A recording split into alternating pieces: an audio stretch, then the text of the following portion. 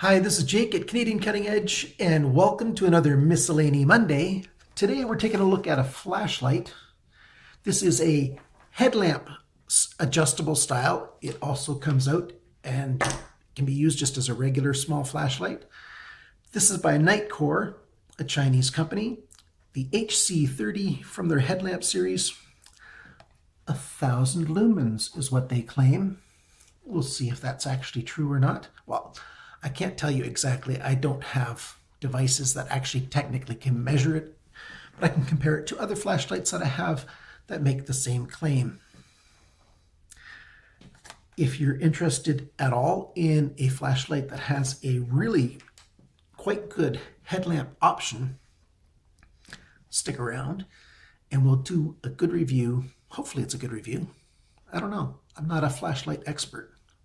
I'm just a guy who has like about 15 flashlights and I like them, and so I like to review them. Stick around.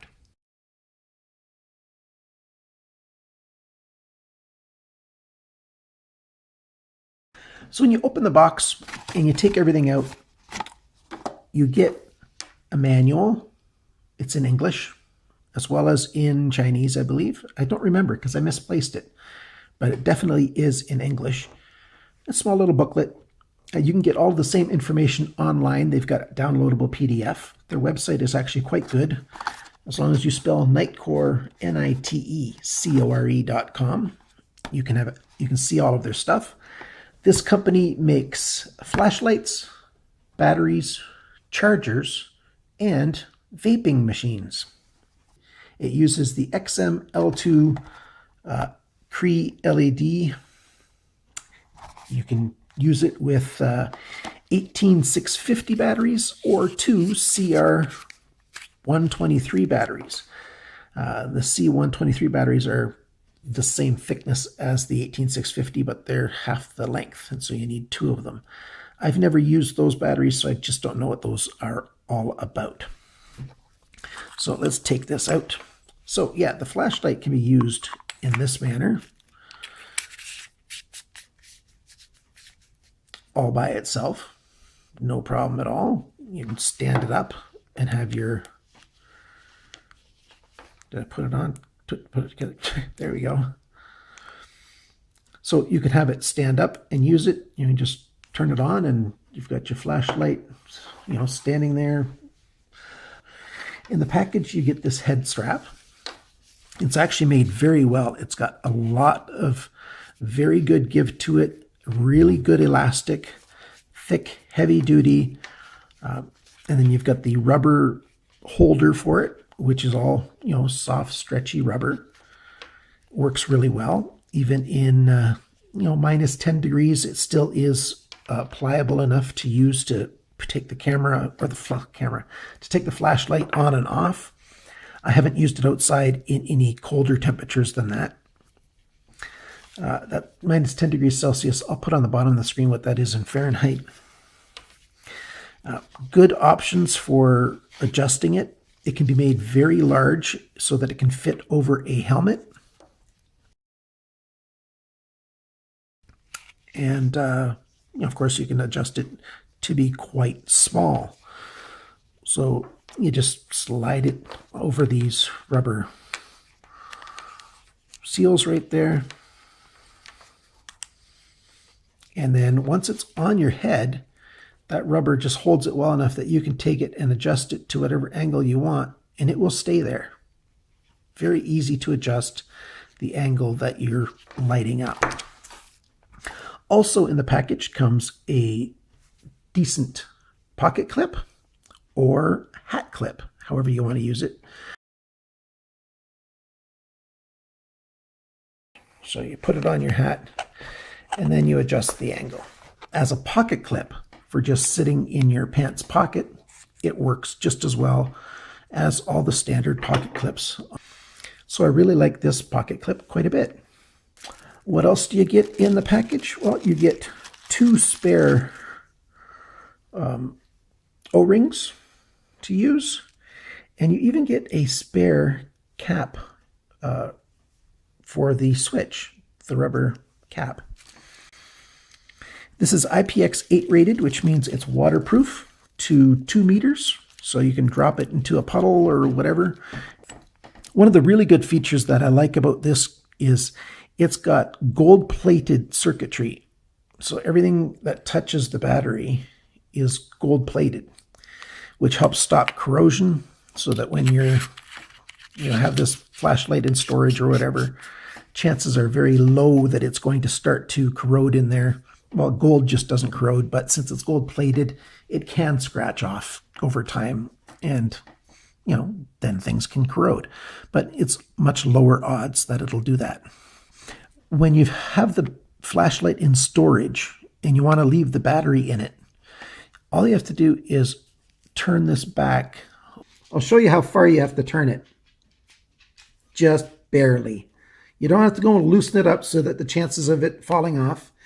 You just barely turn it and it disconnects, and then the battery can't be drained. Still all there and ready for you, and you just tighten up and then it's ready to go. You can see the heat sink here. This flashlight has thermal regulation so that it'll protect the circuitry and the LED if it starts getting too hot. If you're using the turbo mode, 1000 lumens for too long, this will definitely get hot to the touch.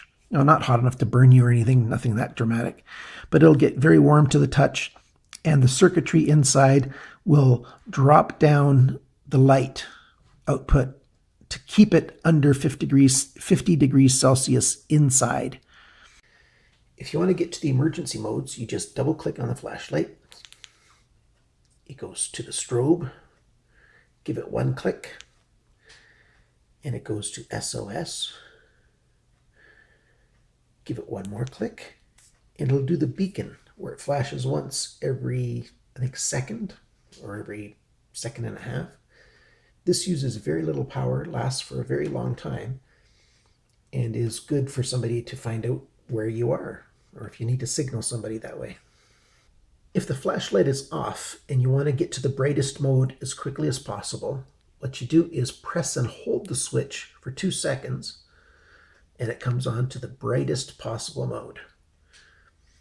If you look at it very carefully, it'll start off for a split second in the lowest mode, but you just keep holding it and it turns on to the brightest mode.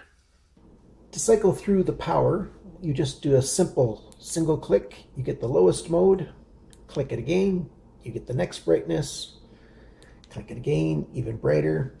Notice how the camera just adjusts so it looks the same. It doesn't look the same to me, but it will to you. You press it again and it gets to the even brighter mode, and one more time and it's the ultra brightest mode. And what I'm trying to show here, other than the different modes, is how doing a video about a flashlight using a cell phone camera doesn't really tell you that awful much by looking at how bright it is, because the camera will adjust for its light input to make it look the same. Of course you can see some differences sometimes, but you really can't get a fair representation of the amount of light that it's putting out by taking a video using a cell phone camera. You need some kind of camera system that you can manually set not to adjust itself for the light input. There are so many variables to the amount of light that you get out of a flashlight that it really doesn't make too much sense to compare when you see videos about flashlights. There's the variables of my camera, and there's a variable of the battery that's in the flashlight, how many milliamps it is, how good the battery is, how well charged the battery is. So you just don't know. I just moved it into the brightest mode. I'm standing at the corner of my house here, and looking across the way. You can't really see that it makes that much difference across the street. You see that little, just before the lights to the right, there's a little white spot. That's a sign, a no parking sign across the street and into the parking lot there. I see light on the trees that are across the road, but I don't think the camera does. There's my lilac bushes.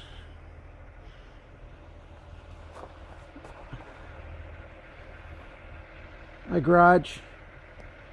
Garage right now is about 30 feet away, and you can see how bright that is. That's in the brightest mode, so let's turn it down a bit. So that's in the dimmest mode. You can see some light there. Next mode up. I'll put the lumens on the bottom of the screen. I'll just have to check when I'm in the house on what it actually is supposed to be. The next one up. And the next one up. I think I'm getting condensation on the lens of my camera. That's why it's not focusing. Very bright when, you know, that wall right now is about 6 feet away. And 6 feet away, and you can see the size of that circle. Actually, let's go to this window. I'll measure that window so you can see it's quite a bit bigger than that window. One of the biggest benefits is, you know, you can set it down anywhere, and you've got, you know, the light coming out the front. The big wide flood beam to help flood light into a big work area. I like that feature a lot. Whereas the flashlight I reviewed several weeks ago has the magnetic cap, which is a really good thing, but you have to have metal around to stick it to. So each different variability is good for a different area. And that's why it's good to look around for the flashlight that's going to meet the needs that you have, because there is no one flashlight that's going to meet all of your needs. But you can get a flashlight that's going to meet most of them. And this one is one of those that meets a lot of different requirements, having the headlamp option, and you still have an option that works good for, you know, having it stand around, flooding an area. And it's good to hold and use as well. Having those emergency functions, of course, is pretty standard these days. And it's a nice small size. So the flashlight is 1.5 ounces. The battery that I was using is 1.3 ounces. So almost half of the weight of the system, half of the 2.8 almost, is due to the battery. It's a comfortable light to use. I recommend it.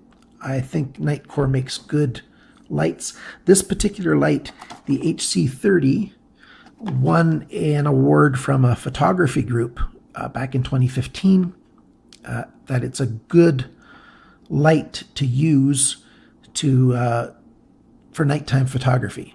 So that's largely because this big wide 110-degree angle beam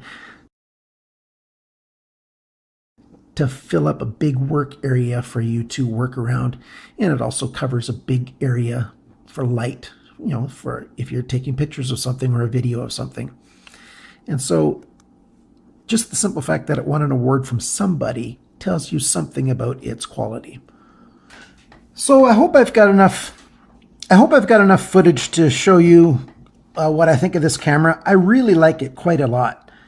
Very handy with this head strap unit, headlamp, and then it works very well as a regular handheld as well.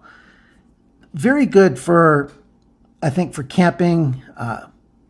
You know, here in Canada, we're, you know, in the northern latitudes. I'm probably, what, about 5-6 hours north of the Montana border. So in the middle of winter, we only have like 6 hours of daylight, 7 hours of daylight maybe. And so you have to take your pet out. It's good to have light on your head. Even though you're in town, you need the light not so much for yourself, but so that people in vehicles can see you and things. Here in Alberta, we get 3 people hit by vehicles every day. You know, there's various reasons why it's good to have a light on you. This one, I think, makes a really good option for guys that are into knives, because guys that are into knives are often into camping as well, survival stuff. And a light like this is compact and very useful. One thing that it doesn't have, I mentioned that the other camera had, the flashlight had, I don't know why I keep saying camera, the other flashlight had, is that magnetic base. That's why I brought this out. I'm a computer guy. I used to work, well, I still do a little bit of computer support for my friends and family, but I was tech support. My last job was tech support. My last few jobs have been tech support. And I like to take apart hard drives, the actual hard drive itself from a computer. This is from a 3.5-inch hard drive, the kind that you get in tower computers. And on the inside of the hard drive, there's 2 magnets that control the arm that goes over the disks as it spins. Anyways, this size of magnet, you can see the size of my thumb, is inside there. This is a rare earth magnet, very, very powerful. For its size, it's a nasty thing. So all I did was I took a little chunk of wood and I epoxied the magnet onto it, and I used this as a fridge magnet. If I use it as a fridge magnet without this piece of wood, it's next to impossible to get it off. I have to slide it to the edge of the panel of the door of the fridge and then try to get behind it. It holds that hard.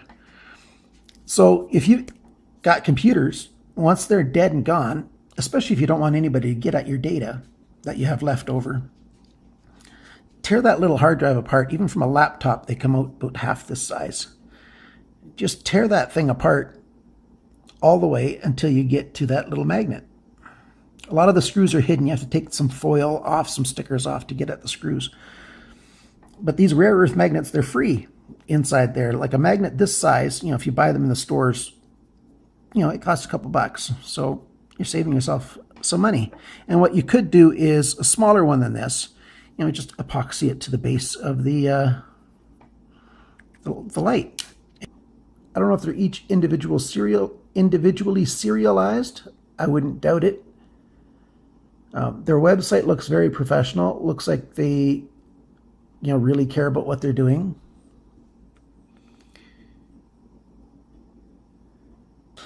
I'm watching my daughter's dog and my dog this weekend, and they are just wired because on our walk we saw 7 deer. We got within about 50 yards of them. There was a big buck. He had a big rack on, and then there was 6 doe, 4 large doe and 2 small doe. And got pretty close to them, and the dogs were just stiff as a board, standing there staring at them. They couldn't move. So this is the HC30 by Nitecore. I got mine from Banggood. I haven't bought stuff at Banggood for well over a year, and I checked them out again, looked around their site. They don't have much for knives at all. I think they got a grand total of 3 or 4 knives. So it's not a knife channel, a knife store to go look at, which is why I wasn't there very often at all. But they've got all kinds of other products, and so I was checking them out, and I saw this light there, and I decided to grab it because it just is so unique with having the light come out the front and having this nice headband system. I like it a lot. If you are interested in this kind of light, I would suggest that the HC30 is a good buy, a great choice. I think it'll work well for you because it's working very well for me. So if you like this video, please click on like, share with somebody who's interested in flashlights. If you're not yet a subscriber, consider subscribing to the channel. I would appreciate that a lot. Then click on that bell so that you can be notified of every video and YouTube can't delete your account or delete your subscription. Thank you so much for watching, for commenting. And since this is really a knife channel, remember, always cut towards your chum and not your thumb.